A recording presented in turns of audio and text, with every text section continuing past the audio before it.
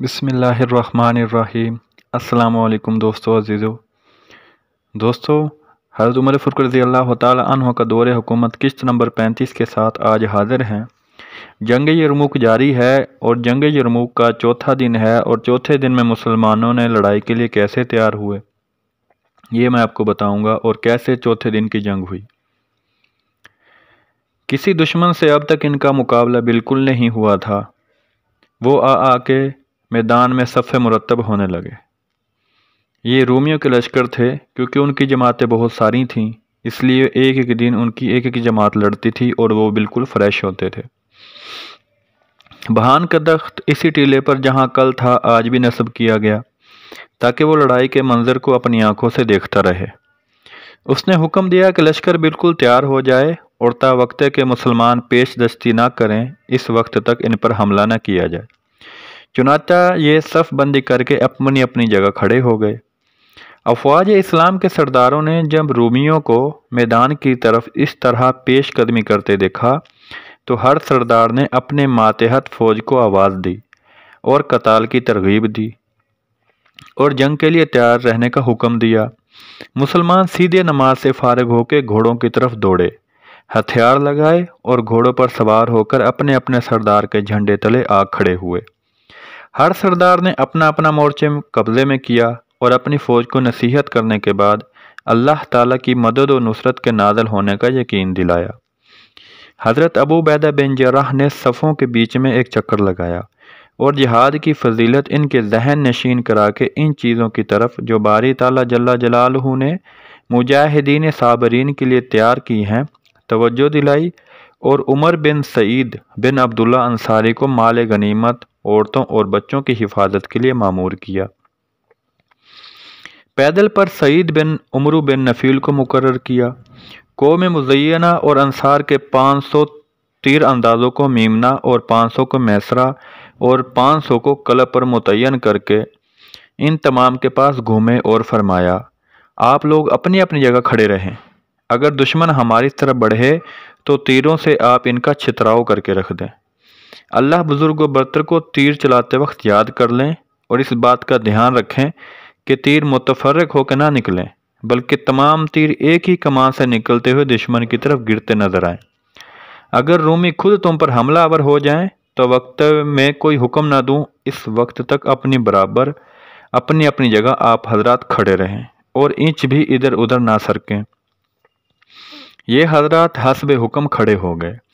حضرت ابو سفیان اپنے صاحبزادے حضرت یزید کے پاس، جن کے ہاتھ میں اس وقت علم تھا، جو اپنے ساتھیوں کے ہمراہ میدان کارزار کے لیے تیار ہو رہے تھے، آئے اور فرمایا، بیٹا اگر تم نے نیک کام کیا تو اللہ تبارک و تعالیٰ تمہارے ساتھ نیکی کریں گے۔ تم تقوی اور صبر کو اپنے اوپر لازم کر لو اور اللہ تبارک و تعالیٰ سے جتنا ہو سکے ڈرتے رہو۔ اللہ تبارک و تعالیٰ کے دین مبین اور حضور سرور دو عالم صلی اللہ علیہ وآلہ وسلم کی شرع متعین کی مدد و آنت کرو۔ بے صبری اور خوف سے علیحدہ رہو۔ رب قدیر نے جو کچھ مقدر کر دیا ہے وہ ضرور ہو کر رہے گا۔ اپنے ساتھیوں کے ساتھ اولو العزم لوگوں کا سا صبر کرو۔ اس وادی یرموک میں ہر شخص صبر کی چادر اوڑھنے والا ہے۔ یہ یاد رکھو کہ اللہ سبحانہ و تعالیٰ تمہیں شکست کھا کے بھاگتا ہوا نہ دیکھیں، اس سے بالکل بچتے رہو اور اللہ تبارک و تعالیٰ کی غضب کی طرف نگاہ رکھو۔ حضرت یزید نے کہا، انشاءاللہ تعالیٰ حتی الامکان جہاں تک میری طاقت و ہمت ہے میں صبر ہی کروں گا۔ میں اللہ بزرگ و برتر سے استدعا کرتا ہوں کہ وہ میری معین و مددگار ہوں۔ یہ کہہ کر آپ نے اپنے نشان کو حرکت دی اور ساتھیوں کو بلایا، اور رومی اس کے متصل تھے ان پر جا گرے۔ رومیوں نے بھی ادھر ادھر سے جواب دیا اور اس طرح ایک عظیم معرکہ برپا ہو گیا۔ حضرت یزید بن ابو سفیان برابر لڑ رہے تھے، حتیٰ کہ انہوں نے دشمن کے چھکے چھڑا دیے۔ ان کی فوج بھی اب طلائع حسنہ میں مبتلا ہو گئی۔ ان کی جنگ فوج کے قلب کی جانب سے تھی۔ یہ اس طرح جوان مردی اور دلیری دکھلا رہے تھے کہ ہر ایک رومی سردار جو نہایت سخت ڈیل ڈول کا تھا، ایک نیزہ ہاتھ میں لیے ہوئے جس میں سونے کی ایک سلیب جڑی ہوئی تھی، 10,000 رومیوں کو لے کر نکلا۔ اور مسلمانوں کے میمنہ کی طرف، جہاں حضرت عمرو بن عاص اور آپ کی فوج مقرر تھی، چلا اور حملہ کر دیا۔ مسلمان حملے کی تاب نہ لا کر پیچھے مڑے اور اتنے ہٹے کہ دشمن کے اوائل لشکر جو میمنہ کے قریب تھا گھسا چلا گیا۔ حضرت عمرو بن عاص اور آپ کے ساتھی لوٹ لوٹ کر حملہ کرتے تھے، کبھی آگے بڑھ جاتے تھے اور کبھی پھر واپس آنے پہ مجبور ہوتے تھے، حتیٰ کہ رومی ان پر غالب آ گئے اور ان کے میدان کو صاف کرتے کرتے اس ٹیلے تک جس پر خواتین اسلام بیٹھی ہوئی تھی مسلمانوں کے پیچھے ہٹاتے ہٹاتے چلے گئے اور اس ٹیلے کو گھیر لیا۔ ایک انصاری عورت نے یہ دیکھ کر چیخنا شروع کیا اور کہا کہ اسلام کی حمایت کرنے والے کہاں ہیں؟ دین کی اعانت کرنے والے کہاں ہیں؟ کہتے ہیں کہ حضرت زبیر بن عوام چونکا آشوب چشم میں مبتلا تھے، اس لیے علاج کی غرض سے اپنی زوجہ محترمہ حضرت اسماء بنت حضرت ابوبکر صدیق کے پاس بیٹھے ہوئے تھے۔ جس وقت آپ نے اس انصاریہ کا چیخنا سنا تو حضرت اسماء سے فرمایا، یہ عورت کیوں چیخ رہی ہے اور کہاں ہیں دین کے مددگار اور کہاں ہیں مسلمانوں کے طرفدار، کیوں کہہ رہی ہے؟ حضرت افرا بنت عثمان نے کہا، یا ابن امت رسول صلی اللہ علیہ وآلہ وسلم، مسلمانوں کا میمنہ مغلوب ہو گیا اور رومیوں نے یہاں تک پہنچ کر ہمیں گھیر لیا، یہ انصاریہ اسی واسطے چیخ رہی ہے۔ آپ نے فرمایا، خدا کی قسم، دین کا مددگار میں ہوں، مجھے ایسے وقت میں اللہ تبارک و تعالیٰ بیٹھے ہوئے نہیں دیکھیں گے۔ یہ کہہ کر آپ نے اس کپڑے کو جو آپ کی آنکھ پر پڑا ہوا تھا اتار کے پھینک دیا، گھوڑے پر سوار ہوئے، چھوٹا نیزہ ہاتھ میں لیا اور یہ الفاظ کہتے ہوئے کہ میں ہوں زبیر بن عوام اور میں ہوں رسول اللہ صلی اللہ علیہ وآلہ وسلم کی پھوپھی کا بیٹا، رومیوں پر حملہ کر دیا۔ آپ یہ کہتے جاتے تھے اور رومیوں پر نیزے کی بھرپور ہاتھ مارتے جاتے تھے، حتیٰ کہ آپ نے انہیں مارتے مارتے الٹے پاؤں لوٹنے پر مجبور کیا اور ان کے گھوڑے اپنی دموں کے بل پیچھے ہٹنے لگے۔ حضرت لیث بن جابر رضی اللہ تعالی عنہ کا قول ہے کہ اللہ تبارک و تعالی حضرت زبیر بن عوام رضی اللہ تعالی عنہ کو جزائے خیر عنایت کریں، آپ نے تنہا بغیر کسی کی مدد کے تمام رومیوں کو پسپا کر کے رکھ دیا، حتیٰ کہ رومی اپنی لشکر تک ہٹتے چلے گئے۔ حضرت عمرو بن عاص رضی اللہ تعالی عنہ اور آپ کے ساتھی پھر ادھر پھرے اور حضرت عمرو بن عاص رضی اللہ تعالی عنہ کہتے جاتے تھے، لوٹو لوٹو، جنت سامنے ہے، جنت سامنے ہے۔ جزم و احتیاط سے کام لو اور اے اہل اسلام صبر کرو، یہ کہتے ہوئے آپ کے ساتھیوں اور آپ نے پھر حملہ کیا اور شکست اٹھانے کے بعد رومیوں کو ہٹا کے رکھ دیا۔ واقدی رحمۃ اللہ علیہ کہتے ہیں کہ جرجیر ارمنی نے ارمن کی 3000 جمعیت کے ساتھ حضرت شرحبیل بن حسنہ رضی اللہ تعالی عنہ کاتب رسول صلی اللہ علیہ وآلہ وسلم پر حملہ کیا۔ آپ کے ساتھ حملہ کی تاب نہ لا کر بھاگ کھڑے ہوئے اور آپ کے پاس سوائے آپ کی قوم کے 500 آدمیوں کے اور کوئی نہ رہا۔ آپ ارمنوں پر حملہ کرتے جاتے تھے اور فرماتے جاتے تھے، یا اہل اسلام، کیا موت سے بھاگتے ہو؟ صبر کرو، صبر کرو۔ یہ سن کر آپ کے ساتھی لوٹے اور ارمنوں پر حملہ کر دیا اور ان پر مار مار کے وہ مصیبت نازل کی جو آج تک کبھی ان پر نہیں آئی تھی، حتیٰ کہ ارمنی اپنے لشکر کی طرف لوٹے۔ حضرت شرحبیل بن حسنہ رضی اللہ تعالی عنہ اپنے مورچے پر تشریف لائے، آپ کے ساتھی آپ کے گرد جمع ہوئے۔ آپ نے انہیں غصے میں آ کر کہنا شروع کیا، تم پر کیا مصیبت نازل ہوئی تھی کہ ان کافروں بغیر خطرہ کیے ہوئے اجمیوں کے آگے آگے ہو لیے اور شکست کھا کر بھاگ پڑے، حالانکہ تم دین کے حامل اور رحمان کے بندے ہو؟ کیا تم اللہ تبارک و تعالیٰ کا یہ قول نہیں سنا، جو کوئی سوائے دشمن کے چکمہ دینے یا کسی دوسری جماعت میں پناہ لینے کے لیے لڑائی کے روز پیٹھ دے کر بھاگ پڑے، پس تحقیق وہ اللہ کے غضب میں آ گیا اور اس کا ٹھکانہ جہنم ہے اور وہ بری جگہ ہے۔ ایک دوسری جگہ جو قرآن پاک میں اللہ تعالیٰ نے ارشاد پاک فرمایا ہے کہ اللہ تبارک و تعالیٰ نے مومنین کی جانوں اور ان کے مالوں کو جنت کے عوض میں خرید لیا ہے۔ اللہ تبارک و تعالیٰ نے مومنین کی جانوں اور ان کے مالوں کو جنت کے عوض خرید لیا ہے۔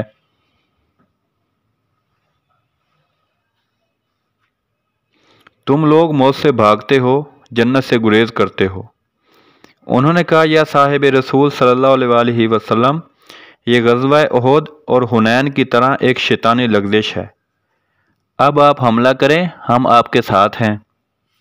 حضرت شرحبیل بن حسنہ رضی اللہ تعالی عنہ نے یہ سن کر انہیں دعا دی، اور آپ اپنی اس جمعیت کو لے کر اپنے مورچوں پر، جو حضرت سعید بن زید بن عمرو بن نفیل ادوی رضی اللہ تعالی عنہ کے قریب تھا، کھڑے ہو گئے اور اپنے مورچے کی حفاظت اور صیانت کی غرض سے اسی جگہ کھڑے رہے۔ حضرت قیس بن حبیرہ رضی اللہ تعالی عنہ نے جب دیکھا کہ حضرت شرحبیل بن حسنہ نے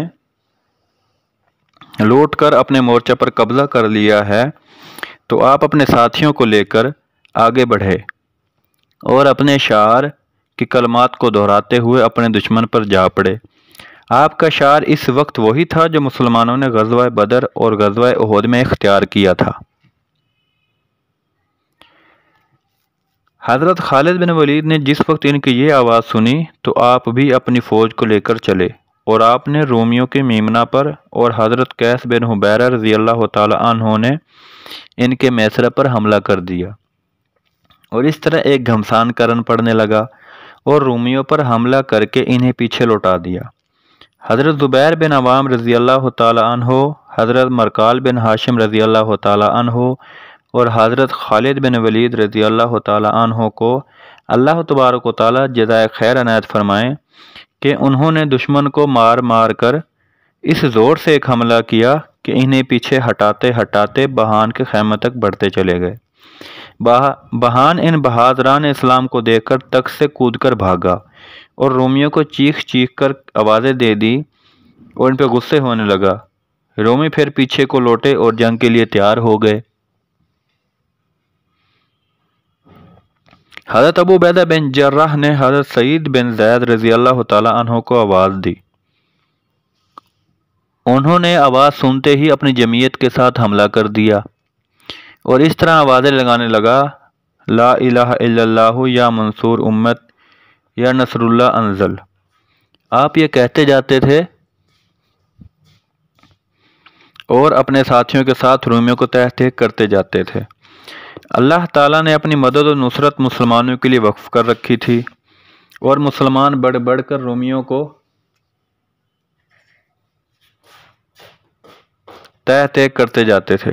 اللہ تعالیٰ نے اپنی مدد و نصرت مسلمانوں کے لیے وقف کر رکھی تھی، اور مسلمان بڑھ بڑھ کر رومیوں کو مار رہے تھے کہ دفعتاً انہوں نے کہنے والے کی آواز سنی کہ جو کہہ رہا تھا، یا نصر اللہ انزلہ یا نصر اللہ اقربا، اللہ تبارک و تعالیٰ کی مدد نازل ہو، اللہ جل جلالہ کی آنت قریب ہو، لوگوں ثابت قدم رہو، ثابت قدم رہو۔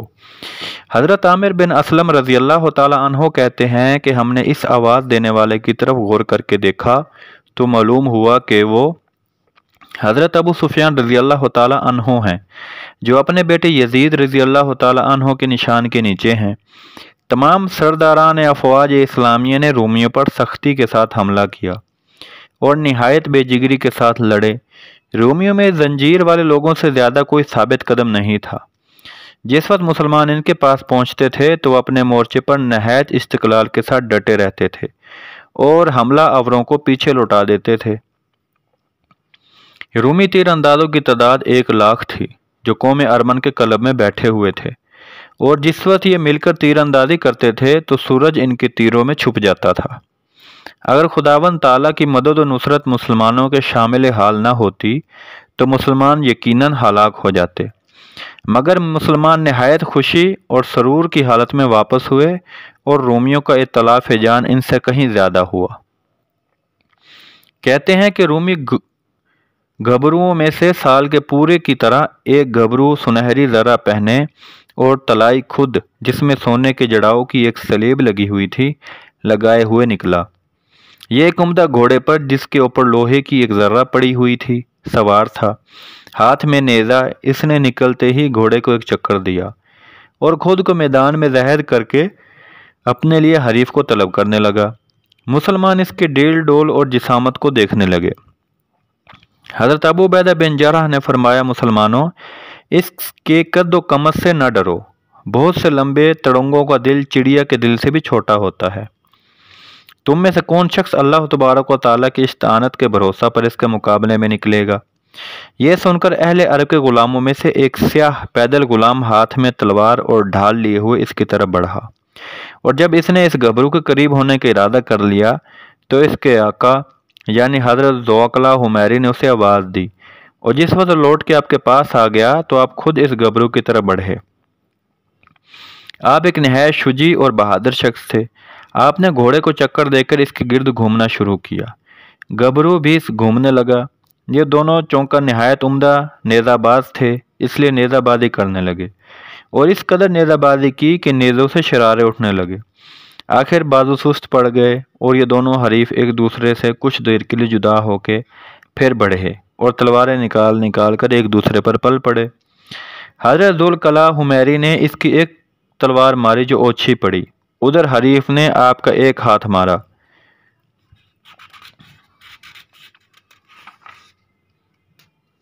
دشمن کا بازو چونکہ قوی تھا، اس لیے تلوار زور سے پڑی اور ڈھال سپر اور کپڑوں کو کاٹتی ہوئی آپ کے بازو کو زخمی کرتی چلی گئی۔ زخم کاری لگا تھا اور ہاتھ بیکار ہو گیا۔ آپ نے جس وقت اپنے زخم کو زیادہ دیکھا تو گھوڑے کو مسلمانوں کی لشکر کی طرف سر پر ڈال دیا۔ گبرو نے آپ کو اس طرح بھاگتا دیکھ کر اپنے گھوڑے کو ڈانٹ پلائی اور تعاقب کرتا ہوا آپ کے پیچھے چلا۔ آپ کا گھوڑا چونکہ نہایت تیز تھا، اس لیے آپ مسلمانوں کے لشکر میں شامل ہوئے۔ خون زخم سے فوارے کی طرح چھوٹ رہا تھا۔ قوم حمیر کے شاہ سوار آپ کے پاس جمع ہوئے اور کہا، سردار کیا حال ہے؟ آپ نے فرمایا، بہادران حمیر، کسی لڑائی میں ہتھیاروں اور اس کی مضبوطی پر بھروسہ مت کرو، ہمیشہ عز و جل کی ذات پاک پر جنگ میں توکل کیا کرو۔ انہوں نے کہا، سردار کیا بات ہے؟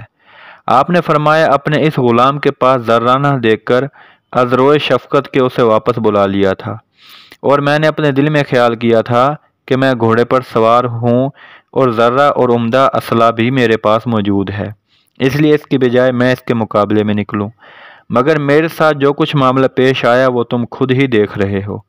اس سے پہلے کبھی بھی مجھے ایسا زخم نہیں لگا تھا۔ اس کے بعد قوم حمیر نے آپ کا زخم باندھ دیا اور آپ اپنے نشان کے نیچے، جسے آپ ہی کی قوم کا ایک شخص اٹھائے ہوئے کھڑا تھا، کھڑے ہو گئے۔ اس کے بعد آپ نے اپنے قبیلے کے لوگوں کو مخاطب کر کے فرمایا، معاشر الحمیر، اگر تمہارا سردار زخمی ہو کر واپس آ گیا تو کیا تم میں کوئی ایسا شخص موجود نہیں جو اس کا بدلہ لے لے؟